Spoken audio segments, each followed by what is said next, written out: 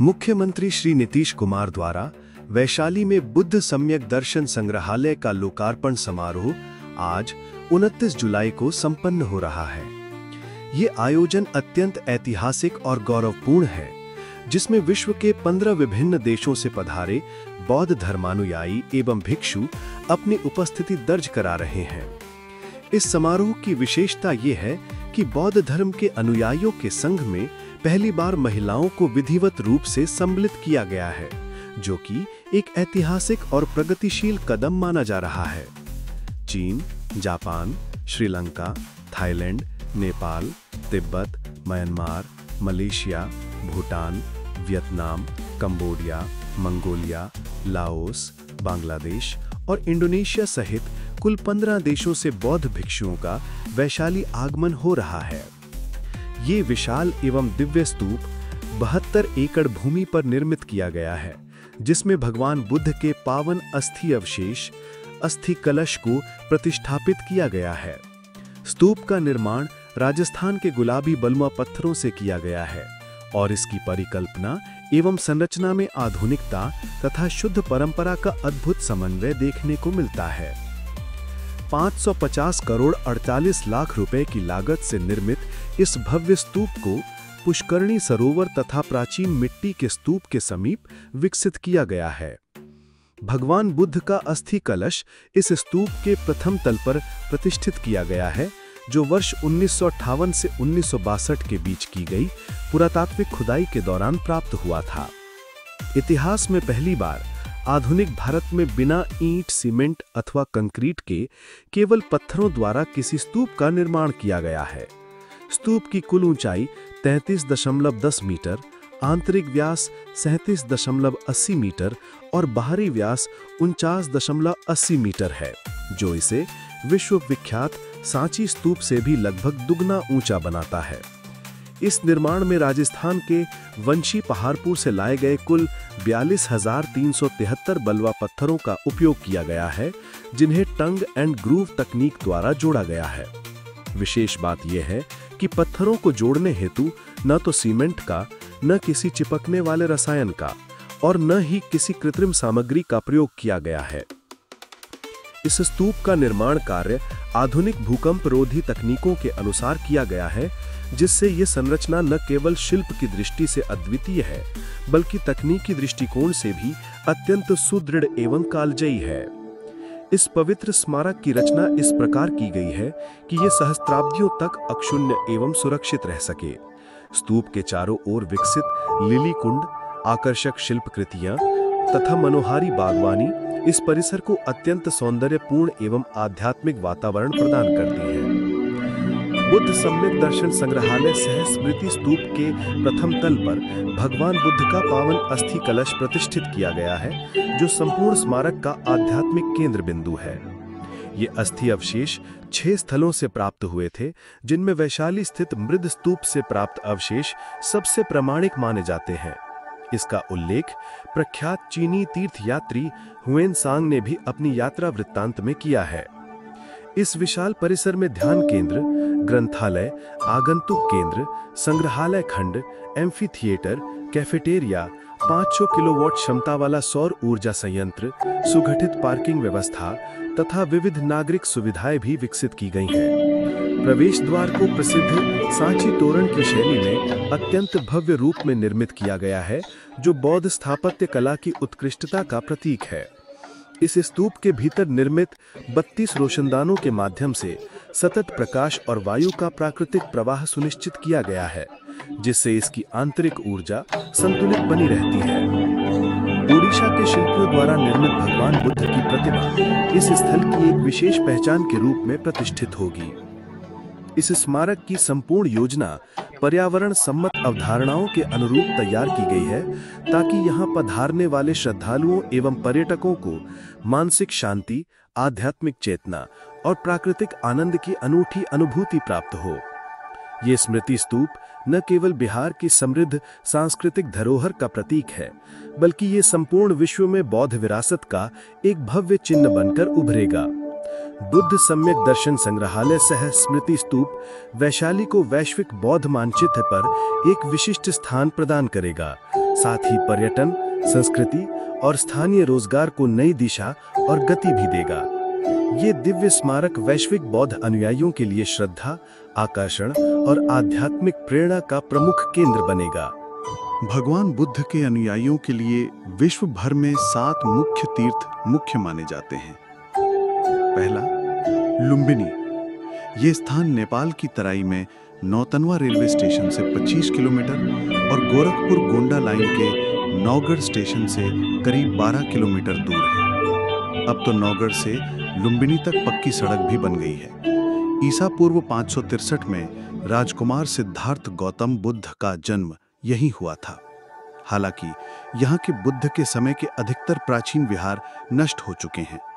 केवल सम्राट अशोक का एक स्तंभावशेष के रूप में इस बात की गवाही देता है कि भगवान बुद्ध का जन्म यहाँ हुआ था। इस स्तंभ के अलावा एक समाधि स्तूप में बुद्ध की एक मूर्ति है। नेपाल सरकार ने भी यहाँ पर 2 स्तूप और बनवाए हैं। दूसरा, बोध गया। करीब 6 साल तक जगह जगह और विभिन्न गुरुओं के पास भटकने के बाद भी बुद्ध को कहीं परम ज्ञान न मिला। इसके बाद वो गया पहुंचे। आखिर में उन्होंने प्रण लिया कि जब तक असली ज्ञान उपलब्ध नहीं होता वो पीपल वृक्ष के नीचे से नहीं उठेंगे, चाहे उनके प्राण ही क्यों न निकल जाएं। इसके बाद करीब 6 दिन तक दिन रात एक पीपल वृक्ष के नीचे भूखे प्यासे तप किया। आखिर में उन्हें परम ज्ञानी अब बुद्धत्व उपलब्ध हुआ। सिद्धार्थ गौतम अब बुद्धत्व पाकर आकाश जैसे अनंत ज्ञानी हो चुके थे। जिस पीपल वृक्ष के नीचे वो बैठे उसे बोधि वृक्ष यानी ज्ञान का वृक्ष कहा जाता है। वहीं गया को तब बोध गया के नाम से जाना जाता है। तीसरा, सारनाथ। बनारस छावनी स्टेशन से 6 किलोमीटर, बनारस सिटी स्टेशन से 3.5 किलोमीटर और सड़क मार्ग से सारनाथ 4 किलोमीटर दूर पड़ता है। ये पूर्वोत्तर रेलवे का स्टेशन है और बनारस से यहाँ जाने के लिए सवारी, तांगा और रिक्शा आदि मिलते हैं। सारनाथ में बौद्ध धर्मशाला है। ये बौद्ध तीर्थ है। लाखों की संख्या में बौद्ध अनुयायी और बौद्ध धर्म में रुचि रखने वाले लोग हर साल यहाँ पहुँचते हैं। बौद्ध अनुयायियों के यहाँ हर साल आने का सबसे बड़ा कारण ये है कि भगवान बुद्ध ने अपना प्रथम उपदेश यहीं दिया था। सदियों पहले इसी स्थान से उन्होंने धर्मचक्र परिवर्तन प्रारंभ किया था। बौद्ध अनुयायी सारनाथ की मिट्टी, पत्थर एवं कंकरों को भी पवित्र मानते हैं। सारनाथ के दर्शनीय वस्तुओं में अशोक का चतुर्मुख सिंह स्तंभ, भगवान बुद्ध का प्राचीन मंदिर, धामेक स्तूप, चौखंडी स्तूप आदि शामिल हैं। जैन ग्रंथों में इसे सिंहपुर कहा गया है। जैन धर्मावलंबी इसे अतिशय क्षेत्र मानते हैं। श्रेयांसनाथ के यहाँ गर्भ, जन्म और तप ये 3 कल्याण हुए हैं। यहाँ के जैन मंदिरों में श्रेयांसनाथ जी की प्रतिमा भी है। इस मंदिर के सामने ही अशोक स्तंभ है। चौथा, कुशीनगर। कुशीनगर बौद्ध अनुयायियों का बहुत बड़ा पवित्र तीर्थ स्थल है। भगवान बुद्ध कुशीनगर में ही महापरिनिर्वाण को प्राप्त हुए। कुशीनगर के समीप हिरण्यवती नदी के समीप बुद्ध ने अपनी आखिरी सांस ली। रंभर स्तूप के निकट उनका अंतिम संस्कार किया गया। उत्तर प्रदेश के जिला गोरखपुर से 55 किलोमीटर दूर कुशीनगर बौद्ध अनुयायियों के अलावा पर्यटन प्रेमियों के लिए भी खास आकर्षण का केंद्र है। 80 वर्ष की आयु में शरीर त्याग से पहले भारी संख्या में लोग बुद्ध से मिलने पहुंचे। माना जाता है कि 120 वर्षीय ब्राह्मण सुभद्र ने बुद्ध के वचनों से प्रभावित होकर संघ से जुड़ने की इच्छा जताई।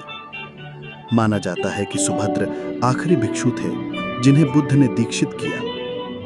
5वां, दीक्षा भूमि नागपुर। दीक्षा भूमि नागपुर महाराष्ट्र राज्य के नागपुर शहर में स्थित पवित्र एवं महत्वपूर्ण बौद्ध तीर्थ स्थल है। बौद्ध धर्म भारत में 12वीं शताब्दी तक रहा। बाद में मुस्लिमों के हिंसक आतंक से शांतिवादी बौद्ध धर्म का प्रभाव कम होता गया और 12वीं शताब्दी में जैसे तैसे बौद्ध धर्म भारत से गायब हो गया। 12वीं से 20वीं शताब्दी तक हिमालयन प्रदेशों के अलावा पूरे भारत में बौद्ध धर्म के अनुयायियों की संख्या बहुत ही कम रही। लेकिन दलितों के नेता डॉक्टर भीमराव अंबेडकर ने 20वीं शताब्दी के मध्य में अशोक विजयादशमी के दिन 14 अक्टूबर 1956 को पहले स्वयं बौद्ध धम्म की दीक्षा अपनी पत्नी डॉक्टर सविता अंबेडकर के साथ लेकर वे बौद्ध बने। फिर अपने 5 लाख हिंदू दलित समर्थकों को बौद्ध धर्म की दीक्षा दी। अगले दिन नागपुर में 15 अक्टूबर को फिर भीमराव ने 3 लाख लोगों को धम्म दीक्षा देकर बौद्ध बनाया। तीसरे दिन 16 अक्टूबर को भीमराव दीक्षा देने हेतु चंद्रपुर गए। वहां भी उन्होंने भी 3 लाख लोगों को बौद्ध धम्म की दीक्षा दी। इस तरह सिर्फ 3 दिन में डॉक्टर भीमराव अंबेडकर ने 10 लाख से अधिक लोगों को बौद्ध धम्म की दीक्षा देकर विश्व के बौद्धों को जनसंख्या 10 लाख से बढ़ा दी। ये विश्व का सबसे बड़ा धार्मिक रूपांतरण या धर्मांतरण माना जाता है। बौद्ध विद्वान बोधिसत्व डॉक्टर भीमराव अंबेडकर जी ने भारत में बौद्ध धर्म का पुनरुत्थान किया। एक सर्वेक्षण के अनुसार मार्च 1959 तक लगभग 1.5 से 2 करोड़ दलितों ने बौद्ध धर्म ग्रहण कर लिया था। 1956 से आज तक हर साल यहाँ देश और विदेशों से 20 से 25 लाख बुद्ध और नवयान के बौद्ध अनुयायी अभिवादन करने के लिए आते हैं। इस पवित्र एवं महत्वपूर्ण तीर्थ स्थल को महाराष्ट्र सरकार द्वारा अवर्ग पर्यटन एवं तीर्थ स्थल का दर्जा भी प्राप्त हुआ। छठा, नेचुआ जलालपुर गोपालगंज बिहार, जहां से भगवान बुद्ध ने वर्तमान को अच्छी तरह जीने का ज्ञान देना शुरू किया। 7वां, राजगृह नालंदा बिहार, जहां वेणुवन में रहकर विकास किया।